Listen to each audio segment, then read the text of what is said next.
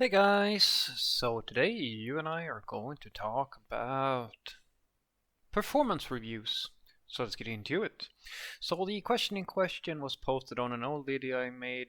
Hi Frederick, how about performance reviews where the manager gives you the review depending on your reputation? Meaning they ask some of your colleagues what they think of you. That's a pretty common situation to have. So basically, that is the reason why I argue that one of the most important things for you to understand once you progress past the mid-level and maybe up to senior level as a software developer is that if you want to go higher than that, more factors come into play than whether or not you know how to ship software. But I would also want to raise my finger a little bit here and say that even so, it's important for you to know that even at a junior level or a mid level, like it doesn't really matter. Your reputation within the team is in many cases more important to you than your actual coding skill. Now that is a bold claim, but just hear me out. The reason why I say this is because I have seen enough situations where people who are very good at software development, or even not necessarily super good, maybe just average, lose a position or get a really bad reputation within their team due to the fact that they can't align with the other people who are working in that team. Classic one is you have the opinionated bitter senior who has done things in a certain way for 100 years and produced good enough results that they've kept the job. Then a fresh, young, hungry type of person comes in and tries to change things up, and they get a lot of pushback, and now friction starts to build. Now imagine in that situation, and this is the unfairness of our profession. What will a manager do in that situation? Because as a manager, you don't have the technical skills to determine who is really good and who's not so good. It really just comes down to the personal relationship. Now, if you are lucky in that situation, you will have a history to go on, like that the senior has historically had a lot of issues or things like that, or that the system has been poorly performant or so forth. But in a worst case scenario, and I have seen this happen, I still remember it. I still claim, like even to this day, that this was the most unfair thing that I've ever seen, but it did happen, and it did happen on my watch, and I'll tell you the story.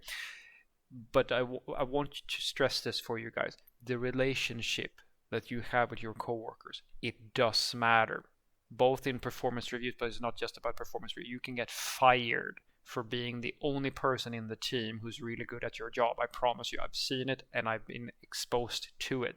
So in my little story here, I have had a very recently taken over a team, or rather I got a new role within one of my old employer's company, and the idea was that I was going to take over as a technical product manager. Now this is my first weekish, like I've only been there for like a few days, right? And so at the same time that I get onboarded, we have a consultant, a backend developer who starts at the same time. And in our current setup, we have one front-end developer and two backend developers. And the two backend developers had been like, we're talking senior profiles, practically the whole team, right? And so after a few days of working together and so forth and so forth, I'm trying to just sort of navigate my role. I'm trying to get into like, okay, where is all the code? I do the thing that I always tell you guys. I do the code inventory, and I try to figure stuff out, right? And a few days in, we have us get together, and I start getting some feedback from the two backend seniors about this new consultant that we've taken, that he's making a lot of mistakes and like his code quality is bad, so forth and so forth. Now, the situation that is tricky here is that I actually have the necessary knowledge to know, like that's the tricky part for them at the very least. I know when someone is bullshitting me when it comes to code. And the things that I'm hearing are complaints that are warranted, but I also hear that these are not very serious matters. We're talking about like complaints about, oh, he forgets to remove like imports in files that are not used anymore, like these arbitrary things. And I start to sort of hear a pattern that the thing that they're complaining about are these tiny little micro detail type of things where, if it had been me, I wouldn't even have gotten upset about it, but they are getting upset about it. And so I talk to, like, he of course comes to me because I'm not the manager in this situation. So they go and talk to the manager because as the product leader, I have to take responsibility for the whole situation, and I have to actually listen to them, even though I feel like maybe we can get to some understanding here. And we try our best to sort of mitigate the situation because he's finding it difficult to work with them. They are finding it difficult to work with him. And I look at sort of his code and I see what he does and I see his suggestions, and most of his suggestions are very much on the money. Like, he's saying the right things and he has the right values, and from my perspective he he represents the sort of person that we want to work on this project. But as I said, we're talking about me a few days into this. I have nowhere near enough context to be able to say that no, actually, what we should be doing, we should get rid of these guys and keep this guy, or so forth and so forth. And so what happens is that during these early stages I haven't established myself in the team, and so my manager has to take care of like this because it fundamentally is his responsibility. But of course, if I had more information and like I had something more to go on, I could have informed the situation better. I couldn't, so they get rid of him. Now, my gut feeling was the whole way. I even said so because my manager came to me and said, like, he's getting a lot of complaints. Like, is it warranted? And I said, I can't tell you. It's too early for me. I can't say if he's the problem or if they are the problem. My hunch is that the issue here is that he's probably not all that bad, or like that, because the complaints that he's getting are like minor things. And I'm getting the sensation that the developers that are doing the complaining, they're very much like these two guys have worked in a very specific way for a very long time together. And so what they want is to just do whatever the fuck they want, and like anybody who does anything differently is, that's someone who should be dealt with, right? That's my hunch. My manager isn't convinced by my hunch, so he gets fired because of this. And then after a few months, when I finally have, or a few weeks, when I've had a chance to look into things and I started to sort of get my feel for things, I started going in on their territory because I do the thing that I've told you before, guys. If you ever I'd give you this tip for free. Be very careful when you are in any way changing leadership in a team. When you, as in my situation, you need to take over in an existing code base or something like that, because senior developers they are more dangerous when it comes to shifting to a new paradigm of working or like doing things in a different way, because they are in many cases of the mind that they know best, and that I do these things and I expect you to comply to me, which was the situation here. And I very quickly figured out by doing the thing I do, which is move a shovel, as I call it. Like, it's like sitting down in a sandbox and just moving a toy for a kid and see, do they throw a fit over it? And of course, I do exactly that here as well, and they throw a fit over it. And I did the appalling thing of not writing an arrange,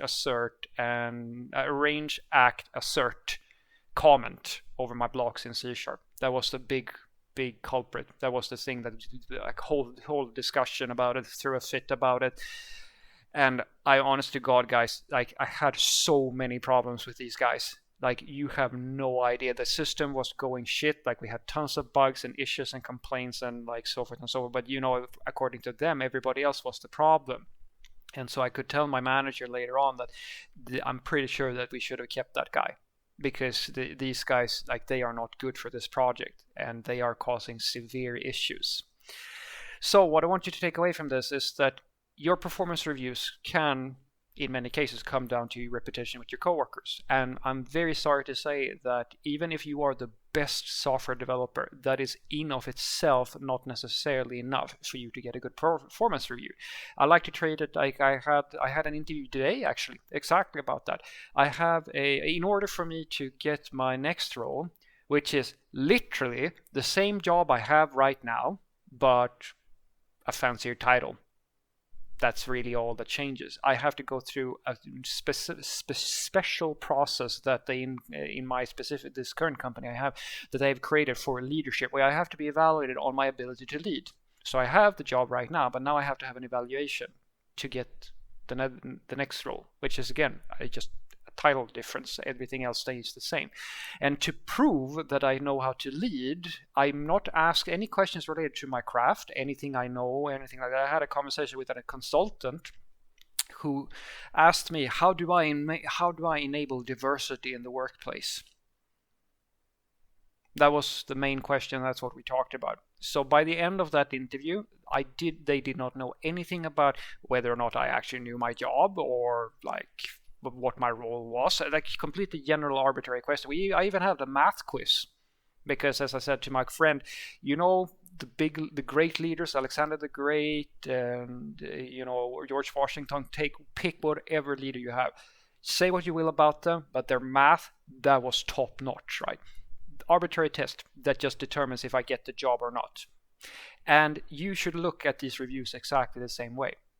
It is something that is completely up to like the beholder, like whether or not this makes sense. And I'm sad to say that in many cases, guys, because we have a non-technical leadership structure in IT for the most part, your actual coding skills may not necessarily be the determining factor if you get a good performance review or not. Because the coding skills, unless that translates into people liking you and having a good experience from the work that you produce, I know the system is working well, and they usually associate you with quick solutions and easy wins and all that sort of stuff, you might not get anything from it. And that is the reason why some people find that, well, you have that rock star developer who literally could outperform everybody at the place of work, but the system was absolute shit when you took over. And the reason why he was so liked was because when he started, there was nothing there, and he hacked everything together and was really quick, and everybody liked that he was so quick. And now that the receipts come in and you have to take over this mess, they hate you because you're not like him or her or whatever. Like you are left with the mess that person left. And so from the perspective of some people who don't know any better, you are just unproductive and bad and stuff like that. I've been there too, guys, and it sucks.